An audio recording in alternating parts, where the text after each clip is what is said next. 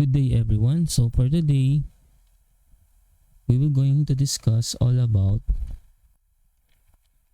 how to solve equations transformable to quadratic equations. So this will include rational and algebraic equations. Okay? So not all the time, given agad na quadratic equation or naka-standard form agad yung quadratic equation na may encounter natin. So there will be times na kailangan tayo pa mismo yung gagawa ng paraan para ma-form yung ax squared plus bx plus c equals to 0 na quadratic equation. Okay, so for example, meron ako ditong lagyan muna natin ng title yung ating di-discuss. So transforming or transform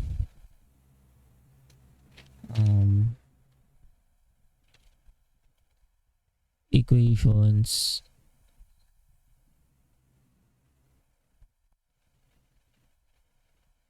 into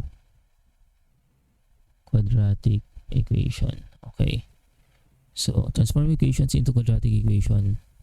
So paano natin yan gagawin? So let's have some examples. So first is, let's say meron akong, so let's say example number, letter A natin, meron akong 10 over x plus 1 is equals to 3x. Okay, so at first, pag tinignan mo siya, mahirap tignan, no? Mahirap ma-visualize na ito ay isang quadratic equation. So kailangan tayong mag-perform ng mga series of solutions para makita natin na pwede siyang i-transform into a quadratic equation. So okay, so let's start, no? So dito, ang magandang gawin natin is i-simplify muna natin yung fraction part. So mangyari dito is itong 1, okay, pwede kong isulat yan, di ba, ng itong 1 can be written as yan, pwede kong isulat ng x over x, no? And bakit x over x? Kasi x over x is still 1, so para lang pareho na siya ng denominator. Okay, so mangyari, magiging, since pareho na siya ng denominator, so copy the denominator x and then add the numerator 10 plus x. Okay, so that is equals to 3x. And then pwede na tayong mag cross multiply. Okay, cross multiply. So magkakaroon na ako ng 3x squared, that is equals to x plus 10. Okay, so just simply transpose the right hand terms, okay, right side terms to the left side. So magiging 3x squared minus x minus 10 is equals to 0. And that's it. Nagawa na natin siyang quadratic equation. Okay, so that's it. So syempre, aside from making it into a quadratic equation, so kailangan marunong din tayong mag-solve, no? So marami naman tayong method, no, para mag-solve, no? So pwede natin tong gamitan ng, let's say, factoring. Then pwede ring completing the square, or pwede rin naman yung quadratic formula. So it's up to you kung ano yung mas preferred mong gamitin na na paraan ng pag-solve mo ng roots of this quadratic equation. Okay, so since we're going to show kung paano, gagamitin na lang natin is yung quadratic formula. Okay, so let's try to solve for the roots of this quadratic equation. So let's have x is equals to negative b plus minus square root of b squared minus 4ac over 2a. Okay, so that will be equal to negative b is negative 1 plus minus square root of b is negative 1 squared minus 4, a is 3, and c is negative 10 over 2a is 3. Okay, so that will be equal to positive 1 plus minus square root of, so negative 1 squared, that is 1, so negative negative, it will become positive, so 12 times 10, that is 120, okay, all over 6. So magiging 1 plus minus square root of 121 all over 6. And then 1 plus minus, what is square root of 121? That is 11 over 6. So we can now solve for our two roots, that is x1, that is equal to 1 plus 11 over 6, that is equal to 12 over 6, or x sub 1 is equals to 2. And then the other one is x sub 2, that is equals to 1 minus 11 over 6, that is equal to negative 10 over 6, or x sub 2 is equals to negative 5 over 3. So again, our roots are x sub 1 is equals to 2 and x sub 2 is equals to negative 5 over 3. Okay, so that's for our first example. Okay, so let's proceed with another example.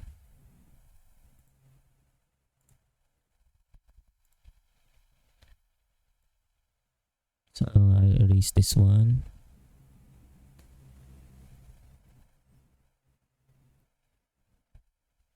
Okay, so let's have another example.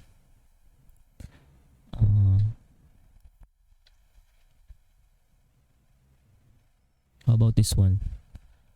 So let's try to solve for this second example. We have 4 over x plus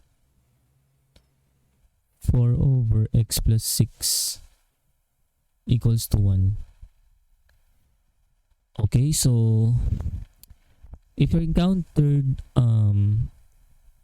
rational expressions, so we can simply look for the LCD.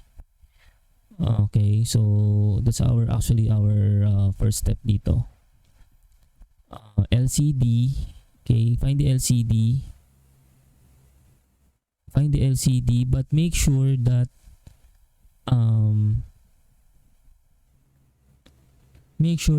the LCD,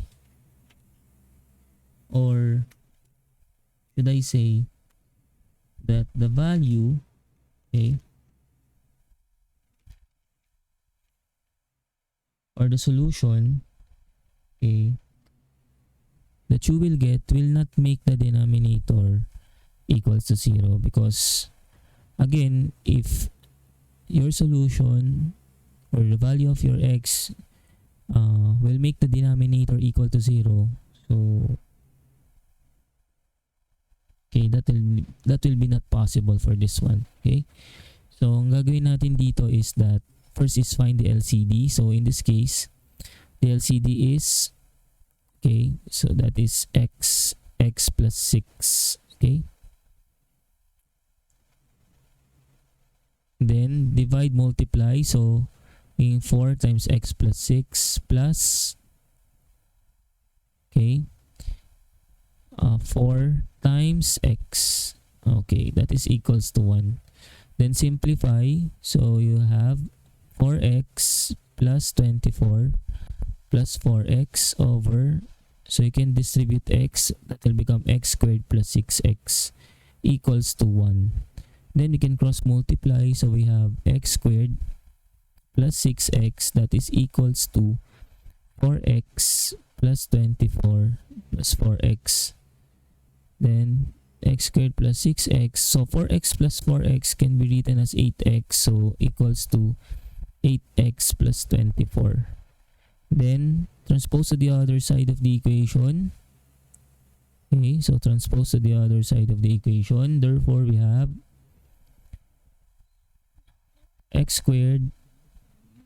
Okay, so that will become negative 2x minus 24 equals to 0. Now, so this will be our quadratic equation. So we will now solve for the roots of this quadratic equation. So I'm just use factoring. So I'm going to look for a factor of negative 24 that if I'm going to add them up will give me negative 2. And that is negative 6 and 4. Okay, so that will become x minus 6 and x plus 4 equals to 0. Then applies zero product property. So x minus 6 equals to 0 and x plus 4 equals to 0. So I have x equals to 6 and x is equals to negative 4. Okay, so the roots are 6 and negative 4. Okay, so that's for our second example. But actually, in this type of problem, we can make another solution. Okay, so this time using the butterfly method. Okay, so I will show you how to use the butterfly method. So instead of finding the LCD, we're just going to use another method. Okay, so I'm not going to erase this one to see if we're going to get the same answer. Okay, so how we're going to use the butterfly method, we simply, okay, so I'll just rewrite this one. So I have 4 over x plus 4 over x plus 6. So in using the butterfly method, the first thing we need to do is to multiply the numerator and the denominator of the second term. So that will become like this one. So as if, ayan. So 4, that will become 4 times x plus 6. Okay, then I'll do the same thing on the other side. So that will become 4x. Okay, and then since this is addition, so the head will become the operation, so plus. Okay, and then for the tail, okay, just simply multiply both the denominator. So that will become x squared or x times x plus 6. Okay, so that is again equal to 1. Okay, so the next step that we're going to do is to simplify the numerator. So that will become 4x plus 24 plus, since this is plus, 4x over denominator x squared plus 6x equals to 1. So simplifying, that will become 8x plus 24 over x squared plus 6x equals to 1. Then cross multiply. So I'll now have x squared plus 6x, that is equals to 8x plus 24. And then again, transpose to the other side the equation. So I'll have x squared minus 2x minus 24 equals to 0. So as you can see, we arrive with the same answer. So this time by using the what we call the butterfly method. Okay, so I guess that's it for today. Thank you.